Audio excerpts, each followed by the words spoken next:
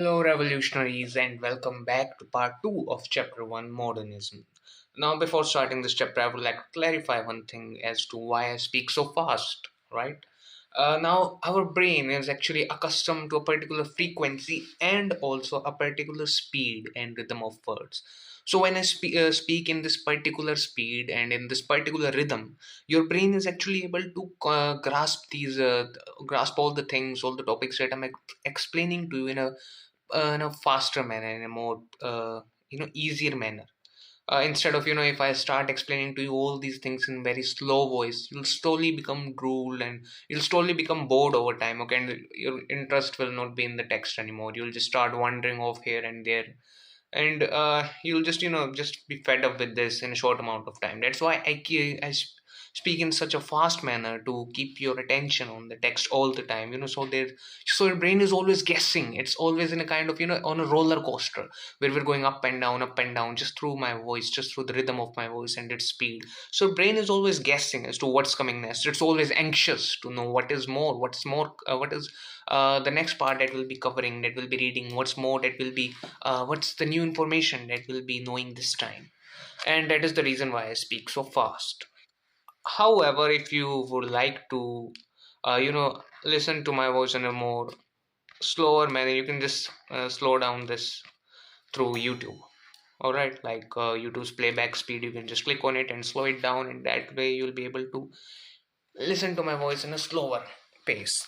Now, without much ado, let's just start this chapter. My mind is already moving here and there. I can't concentrate at all. But then let's start the chapter.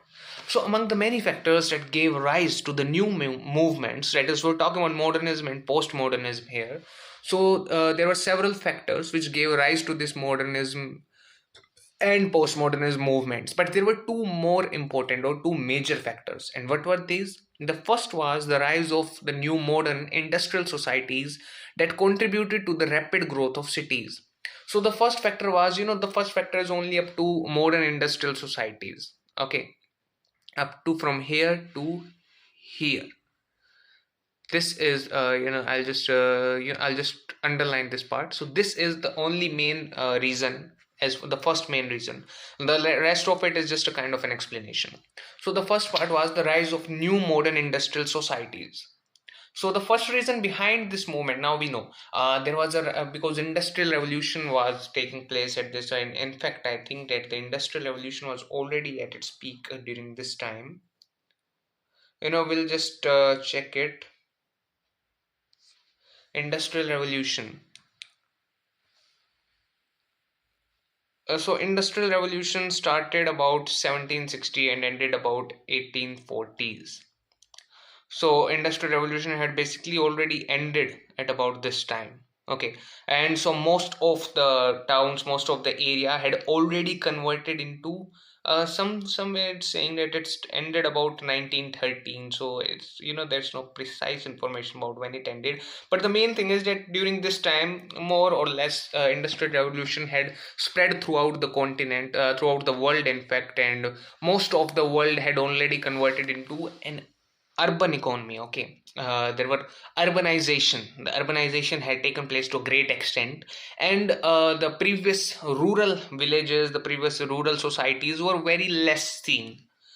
And now, so how did this manage? How was this a factor of modernism? You might be wondering that, okay, industrial revolution has taken place, so industries are everywhere, and the world is converting more into an urban society. But how does this affect modernism, right? How is it related to modernism?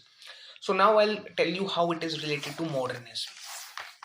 Just need to find my explanations number 12. Just a second, here it is. So the rise of societies which were highly industrious, that is highly diligent and hardworking, and industrious here also signifies which were highly dependent on industries. This led to a huge and rapid growth of cities, and previously the dominant culture was rural, and so most of the text written was according to the preferences of or related to the rural societies. So previously, whatever our text was written, if you read, if you've studied your previous books in a detailed manner, in a very careful and precise manner, you would remember that previously most of the text centered around rural societies, about around rural villages, around the countryside area, right? But now, since most of the area was urban area, the text had to change its forms, right? Because previously the text was according to the preferences of the rural people. Since most of the population is rural, so why do writers write? Writers write to appease the common public, right? To appease the major public. Writers are more like politicians. Politicians have to do things that appease a majority of the public. In a similar way, writers have to write things that appease, that are in favor of a majority of the public. And previously majority of the public was rural people, but now majority of the people were urban people, so they obviously had to change their style, because urban people have different kind of preferences, they had different kind of taste, they had different habits, and they understood things in a different manner than the rural people did. So now the new writers that came or that took over the previous ones, they had to change their style of writing, they had to change their content, they had to write their genre, they had to change what they wrote about, their topics, right? They had to change their topics. And this was all related to obviously modernism. So modernism, like it said, modernism is nothing but this whole collection of these new techniques, these new form matter, this new content. Modernism is this. And so this was highly evident in the new writings, and this is how it's so deeply related with modernism. The rural societies, but now with the growing influence of the urban societies, the text had to change to suit the needs or tastes of the people as well, of the urban people or the majority of the people. Now, modernism was a period that introduced all such styles of writing which were preferable to the new urban readers. Okay, so with the modernism, included all these kinds of styles, all these forms of writings that were more appeasable, that were more preferable to the urban reader. Then, second reason for the second factor for this modernism was the two horrific world wars, which resulted in great destruction and extensive loss of life. The second main factor for the rise of modernism was the two world wars, and especially the mass genocide of the Jews by Adolf Hitler. These horrific incidents changed people's views and feelings. Writers also adapted to modernist style to better express their feelings against war and mass massacre. So previously no such things were seen. There were wars everywhere, here and there, but no such great wars. So earlier the wars weren't so systematic, right? The wars were more like there was a group of hundreds of thousands of people, and on the other side there was the same number of people, and they fought with each other. So it was like a kind of equal stand. People died from both the sides, all right?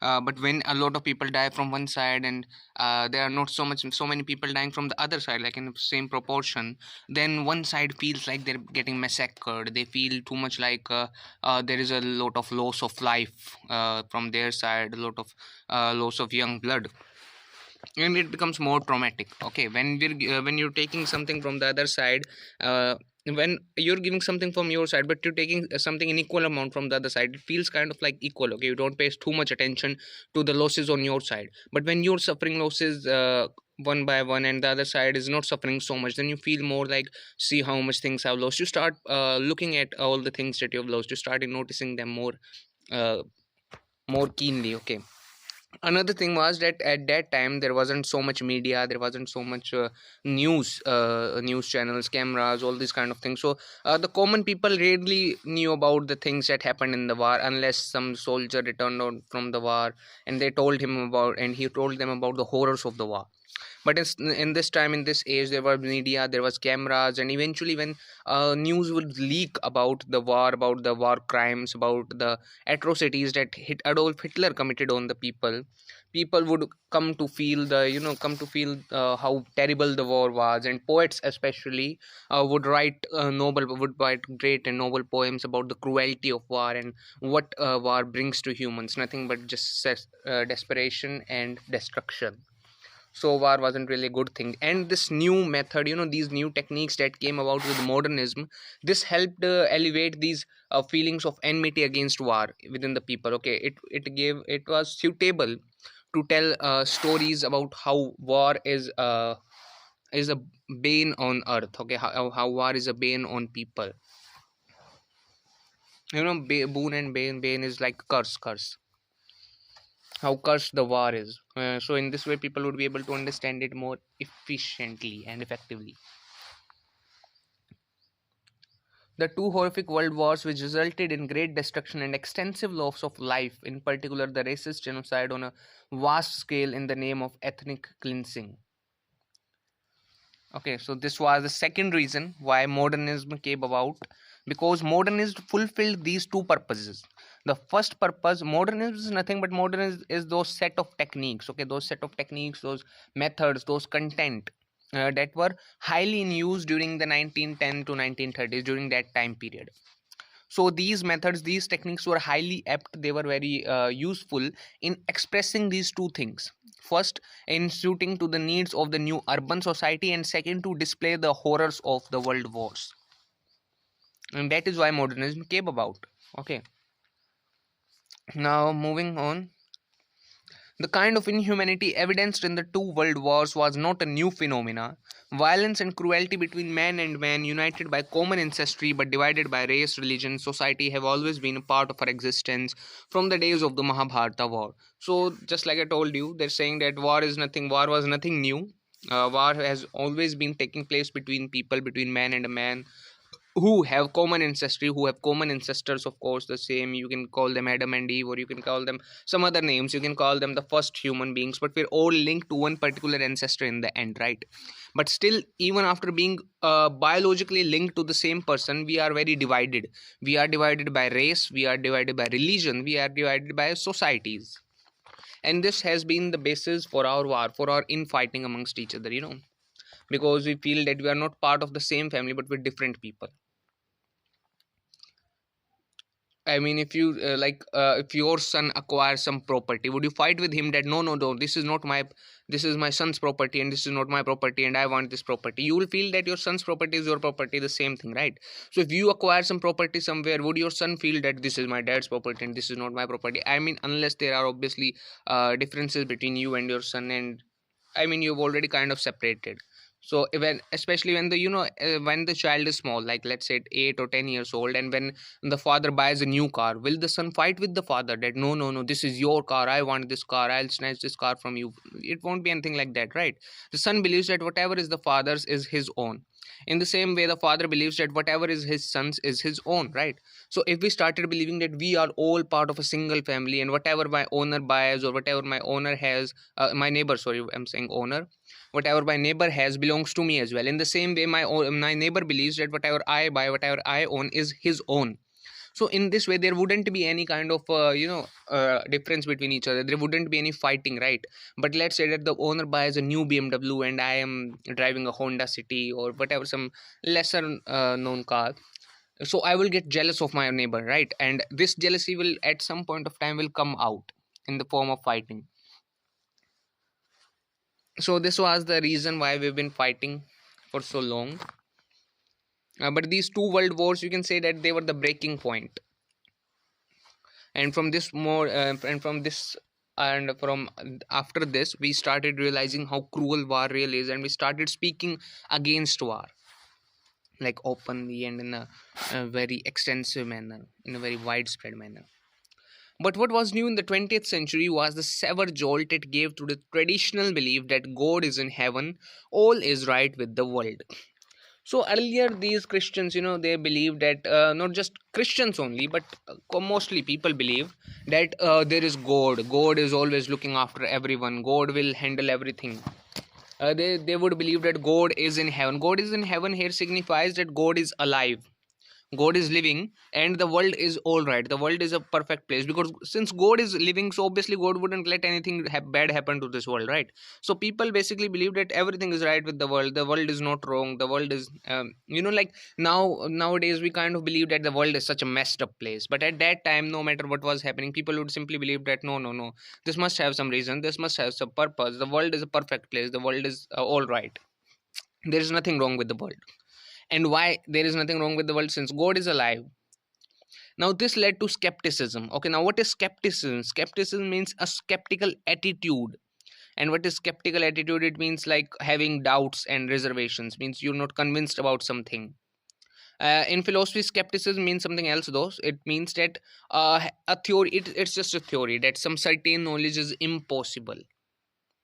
Okay, so it could mean here two things. First is which led to skepticism about the presence and existence of God. It could mean like that there was, there was this theory, that there was this feeling that the presence and existence of God can never be known. It is an impossible kind of knowledge. We will never be able to know about the presence or the existence of God. And second thing that it can mean actually here is that people started to become doubtful about the presence and existence of God. They were started to form doubts that does God really exist? Is God really present in the world? The latter one obviously is more suitable in this text, in this context. So people started having doubts about the presence of God, about the existence of God. They started believing that maybe God really isn't anywhere, maybe there is no God. And the question then, if God is in heaven, why is all not right with the world, or why all is not right with the world? So people started asking this question, that we can clearly see amongst ourselves that all is not right with the world. And if God is really alive, if God is really in heaven, then why is it not all right with the world? I mean, why is not everything all right? Why is not everything in perfect order? So they started forming these kind of logical questions, right? That if 1 plus 1 is equal to 2, then 1 plus 1 is should 1 plus 1 plus 1 should be 3, right? I mean, if it is so, that if 1 plus 1 is equal to 2, and 1 plus 1 plus 1 should be 3. But here they saw that 1 plus 1 plus 1 was not equal to 3. So they started asking that if 1 plus 1 plus 1 is not equal to 3, then 1 plus 1 shouldn't also be 2, right? I mean, it's making it all confused. I'd rather just say it directly. So they started thinking that there can be only one thing: either God is in heaven, it is he's present. Okay, I mean, they couldn't believe that God is alive and still everything is not right with the world.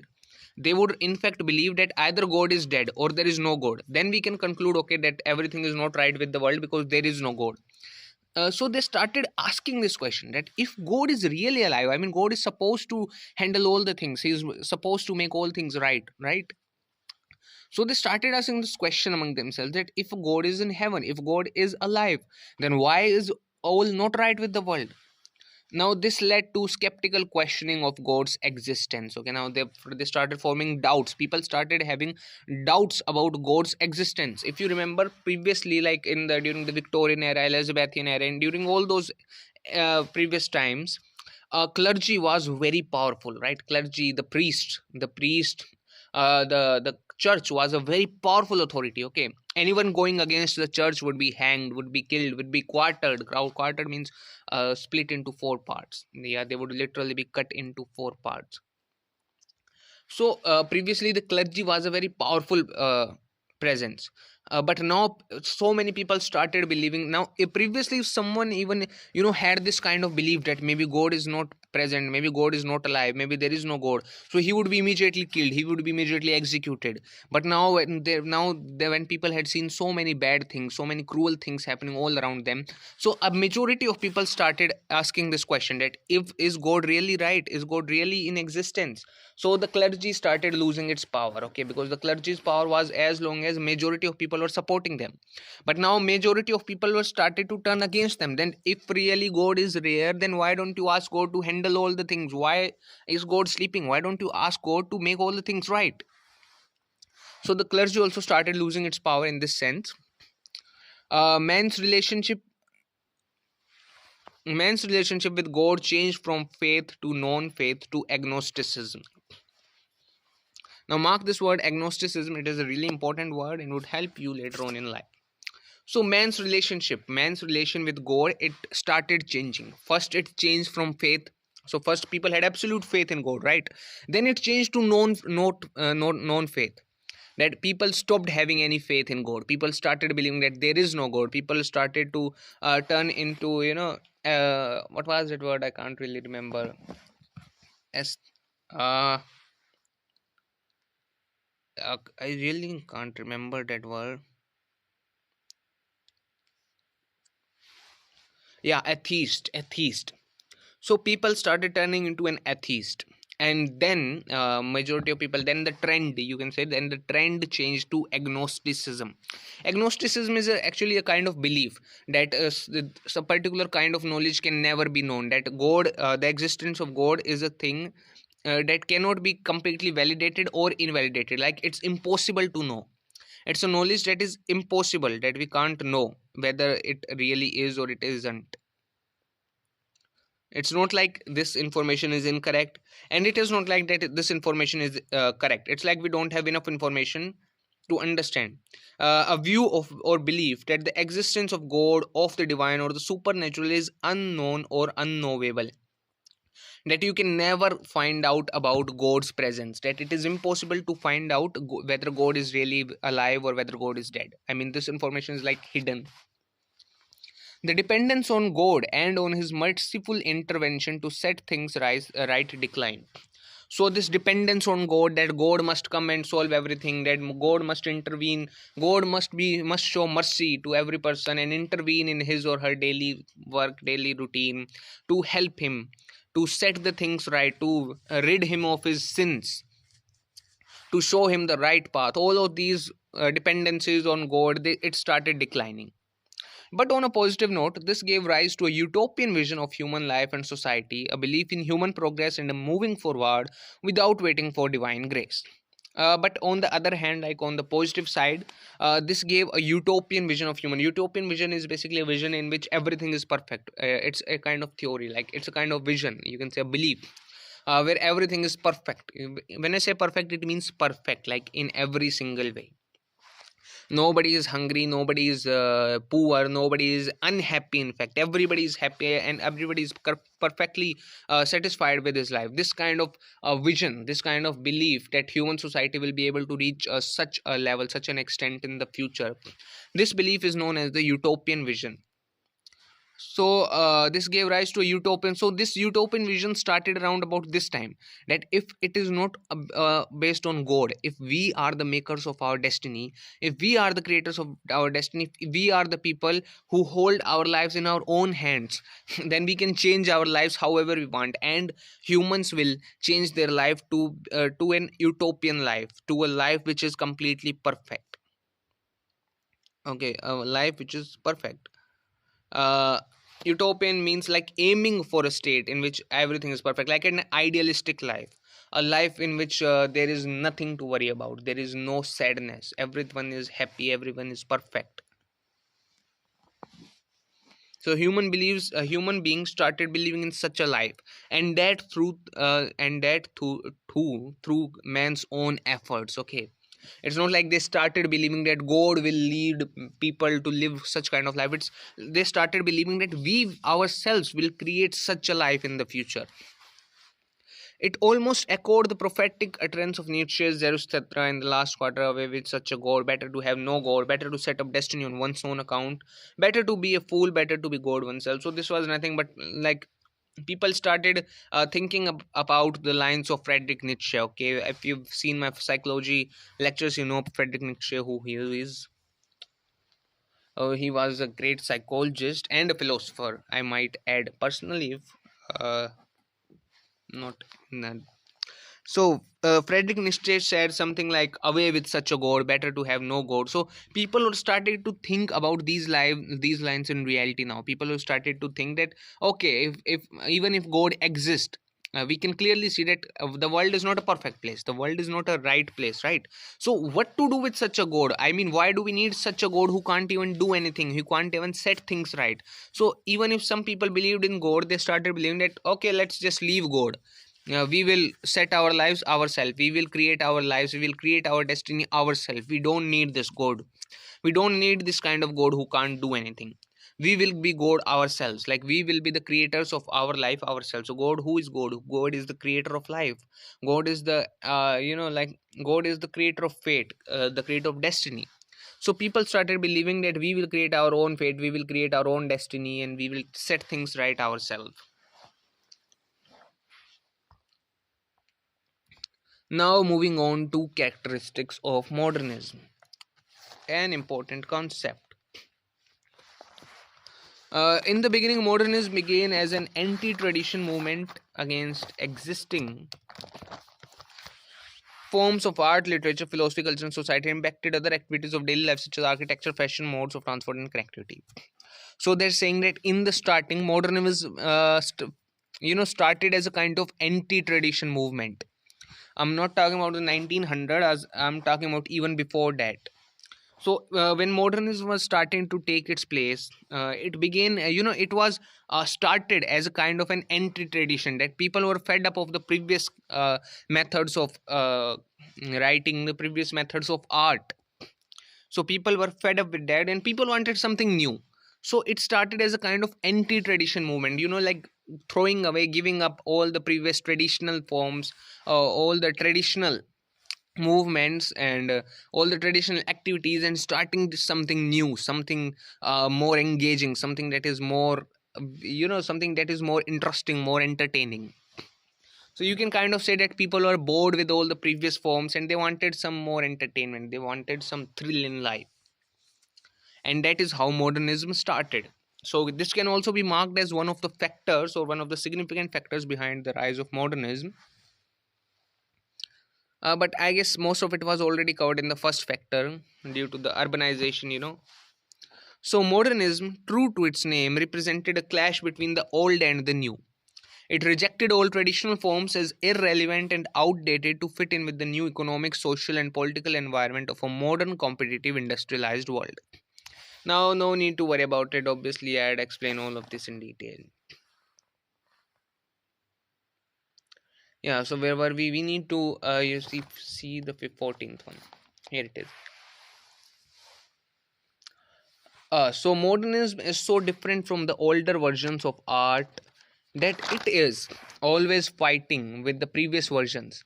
It rejects, it does not include any of the traditional and outdated versions or styles of art that are unable to please the new economic, social, and political environment of this new world that is highly competitive and industrialized. So modernism, modernism rejected, modernism through of all the previous, all the traditional forms as irrelevant. Okay, that they do not they are not relevant to this new environment, they are not relevant to this new timeline. Modernism stated that the old techniques were suitable in the old. Okay, now the trend has changed, now the time has changed, now people have changed. So the old techniques, the old forms are no more of use anymore. Okay, just throw them out. And they are outdated, they are outdated in this new world, in this new economic, social, and political environment. Like uh, I hope you understand what economic, social, and political environment means. I can't keep on explaining every single word. So they said that in this new economic, social, and political environment of this new modern plus competitive, this world was highly competitive, of course, since there were so little jobs, and I mean so much population, as you know, from how highly London was populated. And it was an industrialized world. Okay, so it was a modern world, it was a competitive world, and it was an industrialized world. And for this kind of world, in the environment, in the political, in the economic, political, and social environment of this new kind of world, the previous methods were not so good. Okay, the previous methods wouldn't fare up so well, so they had to obviously change it. The poet Ezra Pound's injunction to make it new inspired artists and writers to re-examine. Okay, so this isn't so much important. Now this isn't so important as well. So it marked the breakdown of all traditional aesthetic conventions and introduced complete freedom in all aesthetic dimensions. We're reading from here, like all aesthetic dimensions, including melody, rhythm, harmony, and tone. So when we're talking about music, in music, it broke off all the previous conventions. Like previously they had to sing in a particular melody, they had to sing in a particular rhythm, they had to sing in a particular harmony. But this new modernism. Now, modernism, if you remember, was not only in literature, it was in all forms of art. It was in architecture also, it was in drama also, it was in music as well.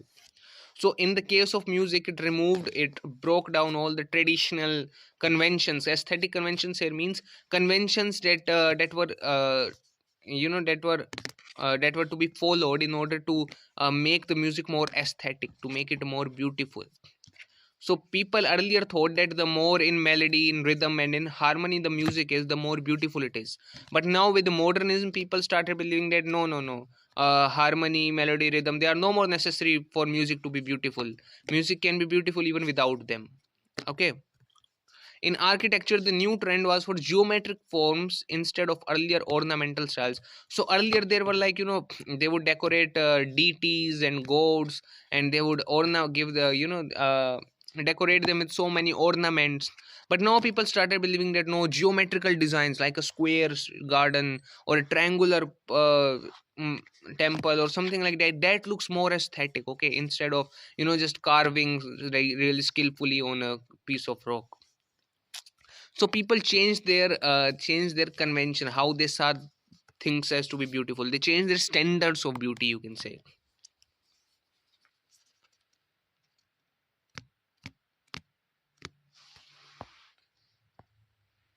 Now talking about literature, now this is the part that we must focus on. In literature, traditional realism, closed endings, chronological plots, and consecutive narratives were set aside in favor of experimental forms that included open endings, symbolism, individualism, formalism, and absurdity. Now, if you're wondering whether I'll tell you the meaning of all these things, what these things mean, so of course I would. I mean, it is important to tell you the meaning of these things.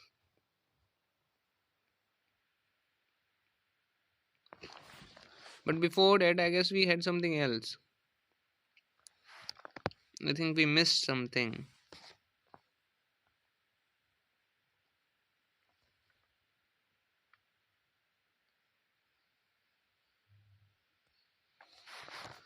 I'm definitely sure that we did miss something, but where is it?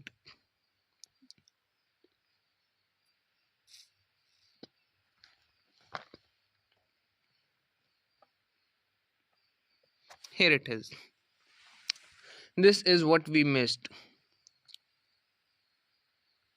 up to here. So this is also important. Let's just, man, what did I do? Let's just highlight it, right? So this part is also important now. So the 20th century saw the beginnings of an aesthetic modernism in literary and visual arts. In painting between 1890 and 1910, now we're specifically talking about painting, came different art movements such as Dadaism, Surrealism, Cubism, Constructivism, Minimalism, Vorticism, Futurism, and Fauvism, distinct from the earlier forms of Classicism, Gothic art, Baroque, Naturalism, Realism, and Romanticism, to name a few. So they're saying that the previous methods of art, or the previous styles of art, which were Classicism, Gothic, Baroque, Naturalism, Realism, and Romanticism, they were replaced by these new forms of art. That were Dadaism, Surrealism, Cubism, Constructivism, Minimalism, and so on. Now what are these forms of art really are? So let's the 20th century saw the beginning of a modernism that was very innovative and concerned with the appreciation of beauty in the fields of literary and visual arts. Now artists use new and innovative methods to display aesthetic feelings and moods. In case of painting, between the time periods of 1819 and 1910, different art movements came, such as Dadaism, Surrealism, Cubism, like all those that I read. These forms of art were very different and sometimes in opposition to the previous forms of painting, which were classic, Gothic, and Romanticism. Now, only considered a few of these paintings styles, because if we started, reading in detail about each one of them, it will be really troublesome and useless as well. Because we're not reading painting, we're reading literature. So let me tell you about some important ones. Now, starting with Dadaism. So, this form of art came as a reaction to the rationality and conformity of the 20th century. It was characterized by its rejection of traditional artists' conventions and its emphasis on absurdity, irrationality, and anti art. So, now the most of the bullshit paintings that you see nowadays, I mean, I'm not someone to call them bullshit, they might have their own uniqueness, but most of the shit that you see on the internet nowadays, like paint sprawled here and there on a piece of canvas, and people selling them for millions of dollars and calling them art, that is part of Dadaism. Like it was kind of anti art. Okay, like the people started uh, calling any absurd, any irrational thing as art, that this is art. Now if you take a banana and take its imprint on a piece of canvas, and you then just go to an art gallery and start calling it this is art, so people will consider it art. Okay, so this was part of Dadaism art. uh, Dada artists sought to challenge and undermine the established norms and institutions of art, often using satire, humor, and nonsensical elements in their works. They experimented with techniques such as collage, ready-mades, where everyday objects were given artistic significance simply by designating them as art. Okay, so everyday object was simply designated that, okay, this, now I give this designation, this is art. Now I call this, now I proclaim that this is art, and people are just supposed to believe it. Okay, I know it doesn't make a lot of sense, but it's been happening for years and years and years now. Dadaism aimed to provoke thought, challenge authority, and disrupt traditional ideas of aesthetic. Now, if I started explaining this, we'll go too much into philosophy and less into literature, so I just avoid this. And then moving on to the second piece, that is surrealism. Surrealist artworks. Just a second, my dad is calling me again. So, talking about surrealism, surrealist artworks often depict dreamlike or fantastical scenes that defy logic and reality. Okay, so they show kinds of sceneries that are not very realistic. Okay, that are, okay, I'll just show you what surrealist art really is like. Surrealist painting. Okay, surrealist paintings are like this. Okay, like kind of images that don't really make any sense, and images that cannot be real. Okay, like something that is not reality, that cannot happen in reality. Like this has to be the most famous surrealist painting of all time. The most famous. Okay, I don't remember its name, but it was something like time, something related to time. I don't remember really. So it sought to capture and explore the realm of the subconscious mind and the power of the imagination. So all these things are created, these things don't really exist in nature. They have just been created by an artist imagination, by the power of his subconscious mind. I mean, of course, all of these things do exist in nature, but they don't exist in the same manner as they have been depicted here. I mean, brain, like for example, this brain, the hand, these states, all of these mountains, this desert, all of these kind of things exist in real life, but they don't exist in the same manner as has been depicted in the painting, right? In fact, nobody has ever seen it to be like this. In the same way, no person looks like this, nor does any candle looks like this, does it now? But a person is a reality, right? So in reality, a person exists, a candle exists, just they don't exist in the same way. So subconscious mind gives them, kind of mixes them up and gives them a special kind of thought, special kind of feeling, and that is what the artist is trying to depict here. Surrealist artists employed various techniques, such as dream imagery, automatism, like allowing the unconscious mind to guide the creative process. Okay, like these are way too detailed, so we don't want to go into too much detail about it. Next on the line is cubism. It is a style of painting characterized by the use of geometric shapes and multiple perspectives to depict subjects in an abstract and fragmented manner.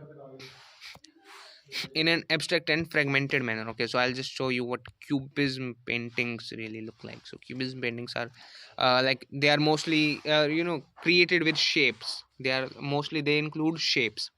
So for example, this painting is completely made up of different kinds of shapes, geometrical shapes, like well defined shapes. It's not like you just make a curve here, make a curve there. Like this part, the hat is made here of a triangle, and then there are other triangles, then there are rectangles in here. So it looks more like a combination of so many geometrical shapes, like this image for example.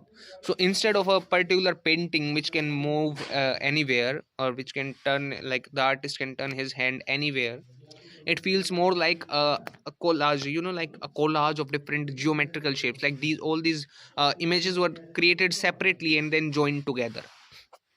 It looks more like this, right? So this is the cubism form of painting. and multiple perspectives. In Cubist art, objects are broken down into various geometric forms, such as cubes, spheres, and cylinders, and then reassembled in a way that represents different viewpoints of the subject. Okay, like this, for example. Cubism challenged the conventional understanding of art and representation, pushing the boundaries of what was considered acceptable in the art world. So now, if previously somebody created this kind of image, they would be, bended as that he doesn't know how to create art, he doesn't know how to paint, he's useless. But nowadays, these kind of paintings are worth millions. So Cubism was this new and distinct form of art. Then comes your Fauvism. It emerged primarily in France. It was characterized by bold, vibrant, and non naturalistic use of color. Yeah, of course, I'm about to show you what Fauvism paintings, what Fauve paintings really look like. These are the Fauve paintings. I mean, you must have seen this a lot of times, right? Nowadays, artists are more into Fauvism paintings than ever before. So you can see the distinct use of color in here. I mean, the shape or the boundaries aren't that concerned with here, but the concern is with the use of colors, with with the use of shading. It was characterized by bold, vibrant, and non-naturalistic use of colors. Like this has to be the worst painting that I have seen in a long time. But yeah, it is a painting nonetheless. So for taking, let's take this example of this giraffe. So this giraffe is obviously made with using no natural colors. Now, I mean, have you ever seen a giraffe that looks anywhere near like this? So the depiction of a giraffe is accurate, but the color used is very different from how in reality it would look like. Expressive brushstrokes and simplified forms. Fauvist painters embraced color as the main means of artistic expression. So they were more concerned with colors here rather than brushstrokes or sketching. Fauvist believed that color could invoke emotions and convey meaning independently from the subject matter. Fauvists explored a range of subject matter including landscapes, still life, figures, portraits. So this could be like a part of still life, I don't know, but this is definitely a portrait, and there has to be some landscape as well. This is landscape painting. This is again landscape painting. Now obviously this looks like drawn by a little child.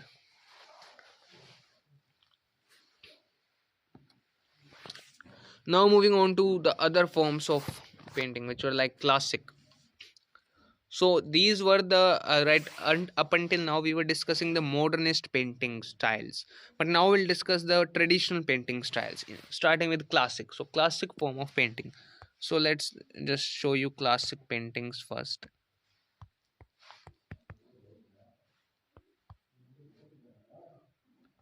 So classic paintings, here we go. These what beautiful examples of classic paintings, and one of the most famous examples is this, and of course the Mona Lisa by the great Leonardo da Vinci. I was almost about to say by the great Leonardo DiCaprio, but of course he's an actor and not a painter. I mean, he's an artist, all right, but not a painter. So these are classic paintings. Now this is of course not classic painting up until only here. So these first. So this is again a very famous painting. This is a classic painting. So these are the examples of classic paintings. Classic form of painting originated between the 14th and 19th century, that is between 1500s to 2000s, or I'm sorry, I'm saying 2000 to 1800s. Okay, like 1890s or 1899, maybe something like that. Classic paintings are often characterized by their realistic approach, attention to detail, and the use of light and shadows. So you can, like in this painting, in the great painting of Mona Lisa, you can clearly see how detailed this painting is. How, like, look at her eyes, like the shadows at the corners of her eyes. It looks so realistic, as if it wasn't a painting, as if it was more like a picture. Like look behind this forest, look behind it, the forest, the shadows that have been tried to create here, the shade of the hairs and the shade of her skin, and especially her hands. Look at this detailing. It looks as if it's crafted with real human skin, right? It looks like it's not colored, but real human skin. So this is the beauty of the classic painting. It is very detailed. It's so detailed. Like you can see the person as it is, as if you take a picture of him. They typically depict subjects like historical events, mythological events, religious themes, landscapes, etc. So, of course, this was an exception. Mona Lisa was an exception. But like this is a mythological event. This is something about the Greek gods, I believe, the relationship of God and man, something related to that.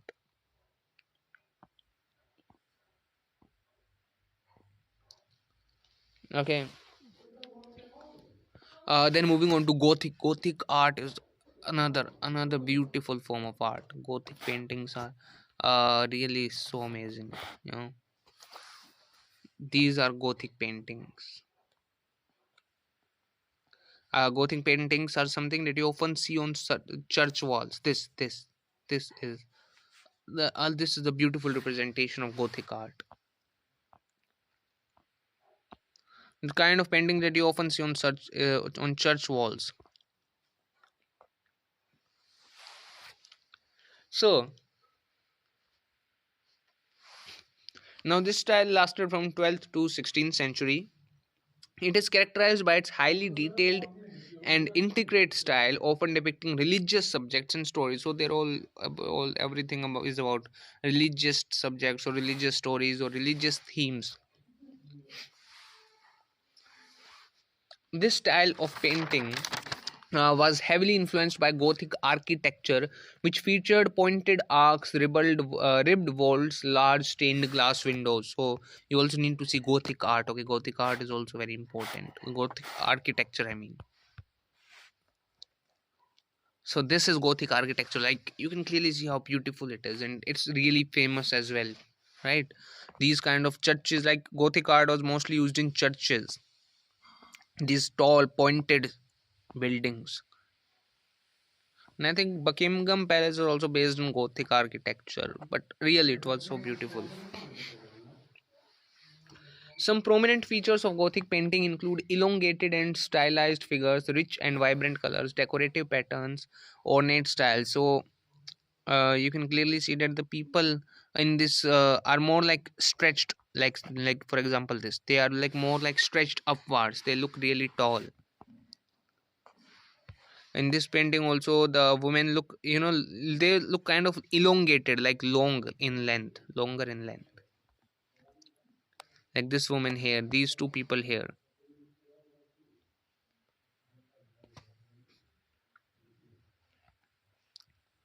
And you can clearly see how detailed it is. Like these things, these houses, these windows, these doors, they have been created in such a detailed manner that nothing looks any different from, like it looks like a real life landscape, like a real life street. Gothic painting primarily served the purpose of religious devotion, often adorning churches, cathedrals, and of other religious buildings. Now, moving on to Romanticism. Romanticism was another important painting style. So, these are the Romanticism paintings.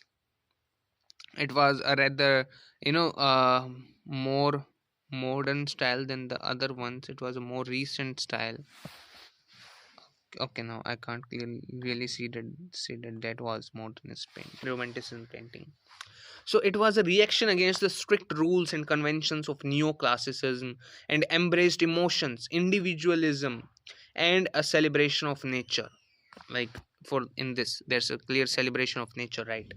And there's a clear depiction of individualism and emotions as well. These sea waves, they convey the emotion of the person. There's individualism since there's a single person standing here, and there's definitely a depiction of nature, a celebration of nature, the vast mighty powers of nature. Okay. In romantic painting, artists aim to evoke strong emotional responses from the viewer. They often depicted dramatic and passionate scenes such as storms, shipwrecks, or heroic struggles. So you can clearly see a kind of storm brewing up here, right? Nature was a central theme in romantic painting, symbolizing freedom, spirituality, and the sublime.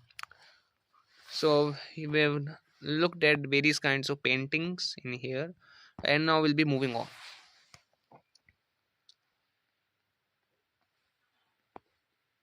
Moving on to literature. In literature, traditional realism, closed endings, chronological plots. So up until now, we were reading about paintings, the kind of changes that took place in the case of painting, in the case of art. But now we'll look about the changes that took place in literature specifically. So the changes that took place were traditional realism, closed endings, chronological plots, and consecutive narratives were replaced by open endings, symbolism, individualism, formalism, and absurdity. Now, of course, we'll need to read about what each of these are, and then we'll just quickly conclude our chapter with modernism and postmodernism. I think I might include postmodernism in that. I mean, my throat's already started to hurt right now. And let's see how much time we have. Almost an hour. It's hard though. So let's start. So what are these things? What is traditional realism? What are closed endings? What are chronological plots? Of course, we need to study all of this.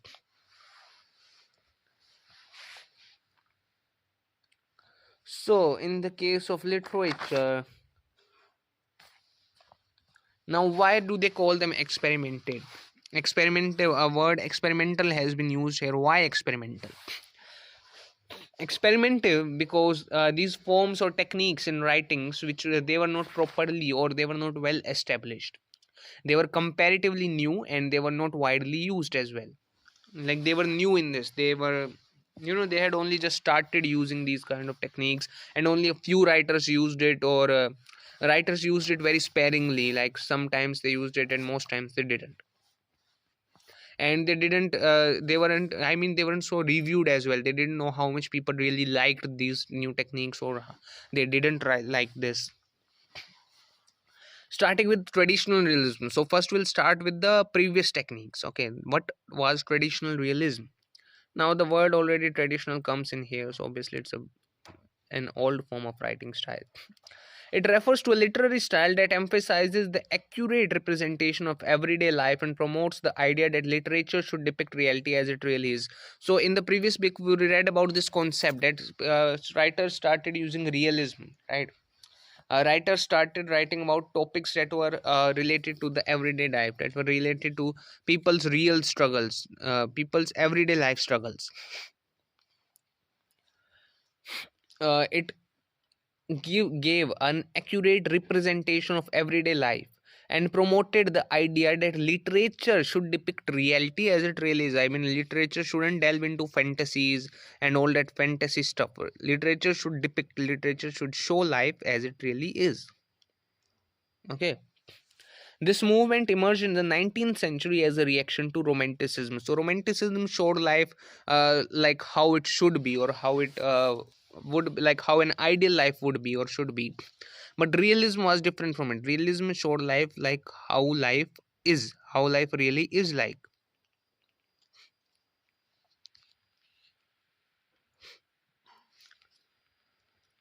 And the emphasis is on presenting a faithful representation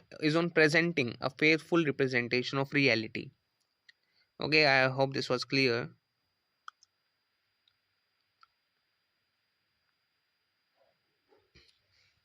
Then moving on to closed endings. What closed ending really is, what it was. So let's study about closed endings now. It refers to a narrative structure where all major storylines and conflicts are resolved at the conclusion of the story. Okay, like you read about stories or in the films uh, where the hero finally rescues the heroine, kills the villain, and they live a happy life ever after. Okay, so they lived happily ever after.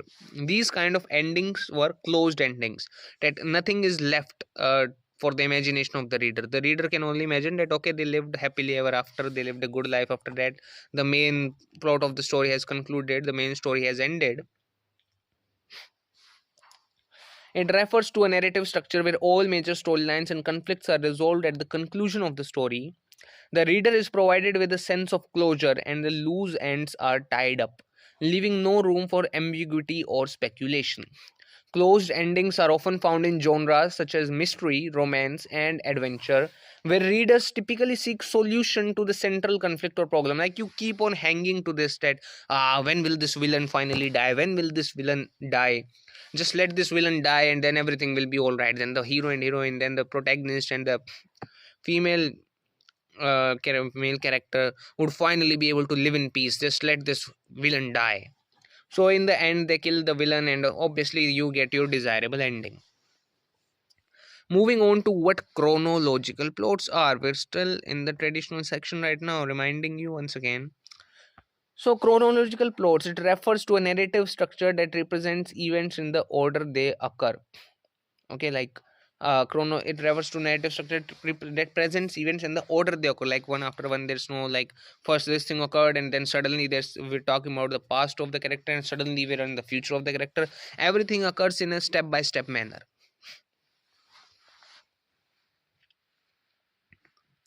Like if I were to give you an example, I don't really think I'd be able to give an example, but I think Percy Jackson series might be closer to chronological plots. Of course, unless they talk about the history of the gods and all that stuff. Consecutive narratives, this is the last from the tradition section. It refers to the storytelling technique where multiple narratives are presented in a sequential manner. Okay, multiple narratives, like first we're viewing the story from from a single person's point of view, then we're viewing the story from another person's point of view, then we might even view the story from the villain's point of view, but all of that is happening in the present, in the current time. We're not going into past and future and like that.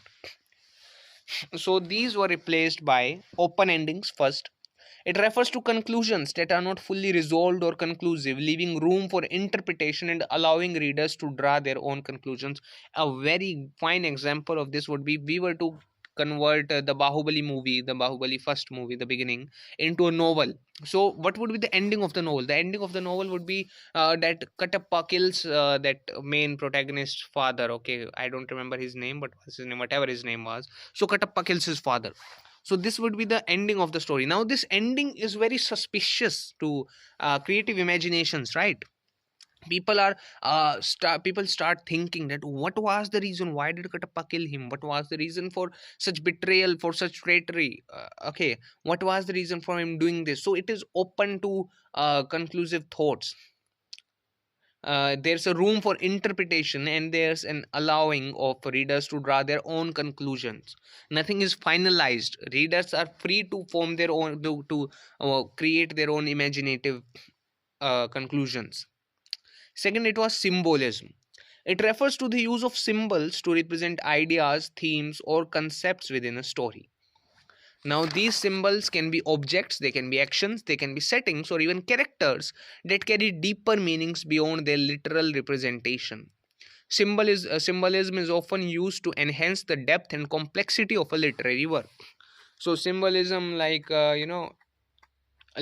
shivling, like in a literature or in a novel, there's a mention of a shivling. So shivling can be used to represent the blessings of the Lord Shiva, or it might be used to represent Lord Shiva's presence itself, depending on the kind of story there is. So objects are used to symbolize something else, like one thing means something else. That's what symbolism basically is, something meaning something else. Then third is your individualism. It is a concept that emphasizes the importance and value of the individual and their unique capabilities, characteristics, and perspectives. It explores the idea that each person is distinct and should have the freedom to express themselves, pursue their own desires and goals, and take responsibility for their own lives. Like in the movie, like previously in literature, everyone was concerned with just the main protagonist. Okay, the main protagonist, the main hero does this, he saves her, he saves him, he saves this, he saves that, he kills him, he kills her, he kills this, he kills that, and in the end he wins all. Okay, but nowadays stories are more open. Okay, the stories gives more scope to a point of view. You can say that the point of view is more wide. it incorporates more characters, it incorporates the feelings of more characters. So nowadays even the side characters are given more storyline, the side characters are given more importance. Often their past are shown in several literature work, that how the side character suffered like this and how he got out of his suffering due to or thanks mainly to the main character's intervention. And now how the side character is forever thankful or grateful to this main character and is willing to follow him or her for his entire life. Okay, like these kind of things. So we delve into separate individuals, into distinct individuals. Okay, we're not only concerned with the main protagonist only, we are more concerned with the individuals, how the struggles, how the capabilities of each individual is depicted. Then comes your formalism. It is a critical approach that focuses on the form, structure, and technical aspects of a literary work rather than an interpretive content or historical context. I know you didn't get anything out of it, so you don't need to pay too much attention to it, just read it, that's all. It emphasizes the close analysis of elements such as syntax, language, imagery, rhythm. So these are all like, aesthetic conventions, like we talked about previously. Like in music there's melody, rhythm, and all these kind of things, and you have to you have to uh, pass them in a certain order. You have to form or create them in a certain order for the music to be beautiful. In the same way, formalism is something that you have to focus on some particular things. You have to write it in a particular syntax, you have to write it in a particular rhythm, you have to write it in a particular imagery using the particular narrative techniques, or particular this and that and that, in order to make the context, in order to make the novel, in order to make the book look beautiful. Okay, it's more like the rules of writing, that you have to follow these different kind of rules in writing. Then comes your absurdity. Now, it refers to the use of illogical or irrational elements in a narrative, challenging traditional notions of logic and reason. It involves situations, characters, or events that defy logic and mock the constraints of the real world. So, absurdity basically means, adding illogical or irrelevant element into the novel, adding some kind of things that don't really make sense, but they do make sense. Okay, I don't know if this makes sense, but it's more like this, adding some illogical things or illogical elements into the novel in order to create sense out of them in the end. So at first you're like, what does this mean, what does this really depict, come on man, this is nonsense, this doesn't make sense. But until the end of the novel, in the by the end of the novel, you see that, oh my god, it does make sense, it does really fit in here. So this is something that kind of absurdity is. Okay, so we're done with all of this. Now, even as modernism started on a rebellious note against tradition, it harbored nostalgia and deep regret for all those lost fragments from the earlier age. Now, this is very important. So, although modernism started as a form of rebellious act against the traditionalism, it still wasn't completely separate from it. Okay, so even though relationship of father and son, so the son wants to be completely different from the father, he wants to be completely separate from his father, but in the end, even until he die, he will still retain some of the features, some of the habits, some of the thought processes of his father. He can never be completely different from his father, even though he separated from his father for this very purpose, to come up to be something completely different from him. But this is an impossible task, right? In the same way, modernism started as a form of something completely different from traditionalism, something completely cut off from traditionalism. But of course, naturally, it retained some of the characteristics of the traditional past, of the traditional writing methods. Modernism still had feelings of nostalgia, love, and longing for the past. So, even though modernist writers wanted to be completely different from the past, they could not forget it. They still longed to be a part of the past. Okay, like they had a kind of regret for the past, that wish we had never come this way, wish we had never left our past techniques, our past past glory, past literature. Okay, wish we had never left it all.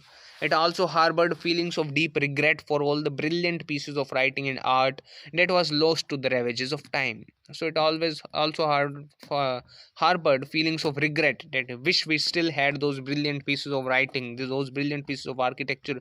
It was more like modernist writers started to respect the traditional writers. They started respecting traditional writings. Okay, they were more respectful to them. Here is an example of T.S. Eliot. Here, I'll just do this example for you. So, T.S. Eliot, one of the most prestigious modernist writers' poem, The Wasteland, showed exactly how his time, that is, during the time when modernism was at its best, was unaware or devoid or lacking any mentality, emotions, and spirituality. So T.S. Eliot basically wrote this poem, The Wasteland, and this poem, The Wasteland, it showed that modernism, the time in which modernism was prevalent, that is the 20th century. The 20th century was very lacking, was devoid of any mentality, any emotions, and any spirituality. It was more like a hollow time frame. Eliot's poem depicted exactly the feeling of paralysis in their thoughts, how everyone felt stuck, stunned, and confused, especially after the world wars. Now, they didn't really know how to make sense of the things around them, how to make sense of the world. They didn't know how to make sense of the events that were taking place, how to justify them. There was a sterility in emotions, okay? People were becoming increasingly self absorbed, selfish, and cruel. As news of the war crimes kept on surfacing, people became habitual of them. Their hearts became more stony and cold. People stopped expecting modesty or sympathy over time. However, people were aware of these changes and felt violated spiritually. They felt like partners in crime. Okay, I mean, people were basically aware of what they were doing and yet they couldn't stop.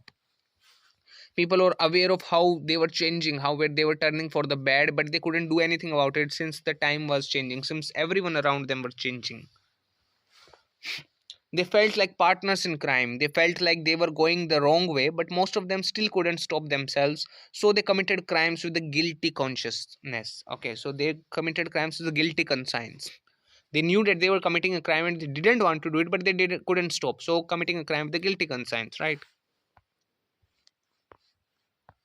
Here this depicts this was the explanation for this. Eliot's The Wasteland mirrored the mental, emotional, spiritual aridity of the time. Aridity means devoid, a lacking.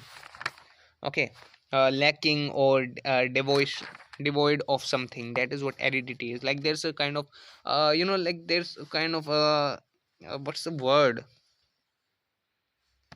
Like the right amount is not present. Okay, and there's kind of lacking in it.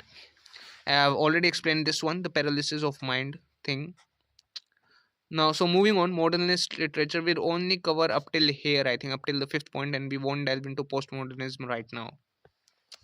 So, modernist literature is innovative and experimental in form and content. These experimental writings were at their height during the first 3 decades and slowly declined over the next 2 decades.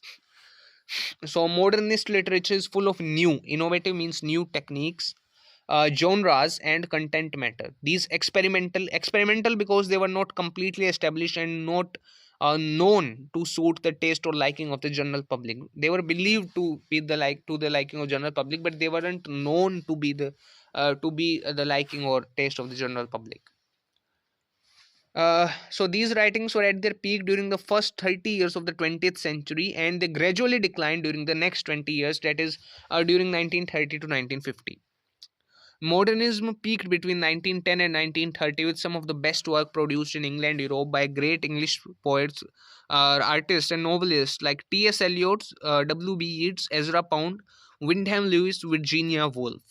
Okay, so these were some of the best writers of modernist time, and they were between 1910 to 1930. They wrote between this time frame, or some of their best works were written between this time frame. Now, their writings were characterized by, there are given 5 points about how their writings were characterized. I mean, how people identified their writing, or what kind of different writing styles they use, the content matter they use, how people were able to basically identify or distinguish their writings. These were characterized or recognized by, first, their writings were more focused on impressionism and subjectivity. Okay, impressionism. It often emphasizes sensory experiences such as sight, sound, touch, and smell. It focuses on the immediate subjective perception of the world, showcasing the character's thoughts, feelings, and perceptions. Impressionism is basically more about the right now, the now, okay, the present, the now. So, what the character is feeling, what the character is experiencing through his senses. It was more focused on that, more focused on the sensory feelings, more focus on like like like in nowadays your books mostly has that he touched it and it was hot as fire, or it was burning hot, and he took a deep breath and he could sense this around him, or he was touched by this. Like nowadays it's more related to the senses. Everything is more concerned, all of the literature is more concerned with senses, with perception of your senses, how a character explores the world, feels the world around him with his senses. The writing style is often characterized by vivid imagery, descriptive language, and a stream of consciousness technique. Impressionist literature tends to prioritize mood, atmosphere, and emotional effects over plot or character development. So they're more concerned with the character's immediate surroundings and the character's immediate feelings rather than the long term plot or the long term character development. And subjectivity, it refers to the expression of personal opinions, thoughts, and emotions in the writing. So these writers basically wrote like the characters own personal biased feelings were depicted. It wasn't written from a perspective where everything is unbiased. It was mostly written through the character's perspective, right? Like there was a main character and the story followed the character's point of view. The story was in fact told by the character. It was like the story is seen from the character's point of view, and we are told the feelings and the things that are happening around with the main character only. It is more concerned with a particular single character. Subjectivity in novels refer to when a novel is written from a single person's perspective and the plot of the novel is visible only up to the character's vision. When all the focus is on a particular character and we see the story from his or her point of view. Generally, all first person perspective novels are subjective novels. So more like like Harry Potter series at some point is subjective. So when they're saying that Harry felt this, Harry felt that, Harry did this, Harry did that, Harry was going through this, Harry was going through that, that is where the subjective part is. And the objective part is where they say that Voldemort was doing this. So Voldemort, whenever they were talking about Voldemort, or whenever they're talking about something in which Harry is not present at that place, or Harry isn't aware of it, that is when it becomes objective. When the main character is out of focus, that is when the novel becomes objective. So objectivity, the second point states that objectivity in novels was rejected and much less used. And there are some other bullshit things that we don't really need to go into depth with. Objective, you just need to know what objectivity it is. In objective literature, the author's personal opinions, beliefs, or emotions are not overtly expressed. Instead, the focus is on presenting information and allowing readers to draw their own conclusions based on the evidence provided. So uh, objectivity is like they are given a major overview of all the things. You are not seeing things from a particular angle. You are presented all the angles of a story, and then you have to decide by yourself what is right, what is wrong, what is happening. Okay, you are giving all the angles of a story, and this is done through techniques like omniscient external narration. In this kind of narration, the narrator is all knowing and provides an objective view of the events that unfold in the story. Like, if you've seen Mahabharata, it starts with that I am time, that I am Samay, and I'm all knowing, I know everything, and everything happened in front of my eyes. And the story is told from by time, okay? Time basically here, I mean, the story is depicted from a perspective that is non-biased. It doesn't follow a single person or a single hero's point of view. It includes and incorporates all the heroes in the same manner. Okay, every hero is equally important. No one hero is given more importance. Okay, like in the Mahabharata, of course they have been shown with their own respective capabilities. Like if Arjun have more capabilities and Arjun is more uh, capable and more sharp and more powerful than Bhim or Yudhishthir or all those others, then Arjun will naturally seem more capable, more powerful. Okay, Arjun will be more sympathized with by the audience. But in the other cases, if in other kind of cases, if Arjun is even more powerful than the others, but we're watching or we're reading this story from Bhim's point of perspective, then our complete focus will be on Bhim. Okay, no matter if Arjun is more powerful or Arjun is more suitable for some task, we will sympathize with Bhim. Okay, we won't sympathize with Arjun, because now we're looking at the story from the from a single person's perspective. But in omniscient external narration, all people occupy the same place, all people occupy the same importance. Okay, and or if their importance change, that is according to their own capabilities.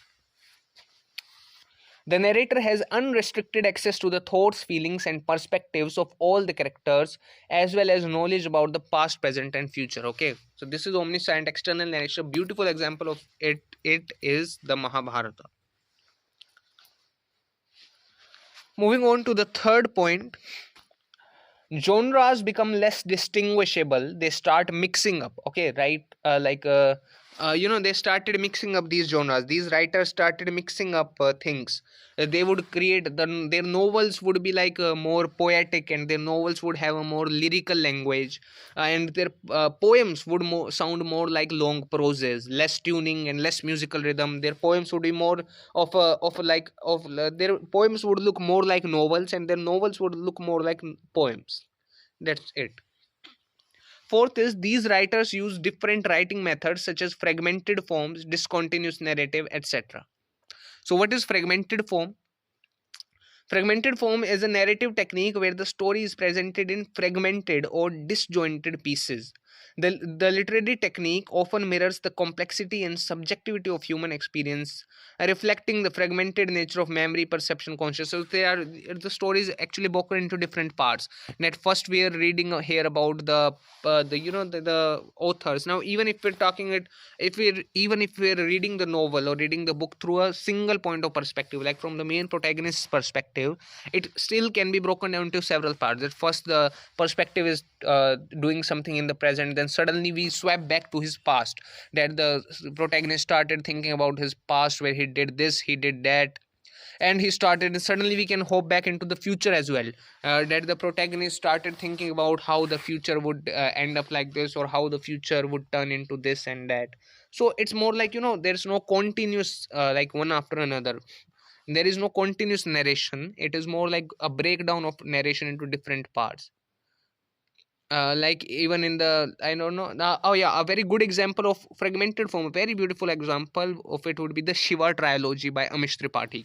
You should definitely read the Shiva trilogy. It's an excellent novel series and a very nice and beautiful example of the fragmented form. Then comes your discontinuous narrative.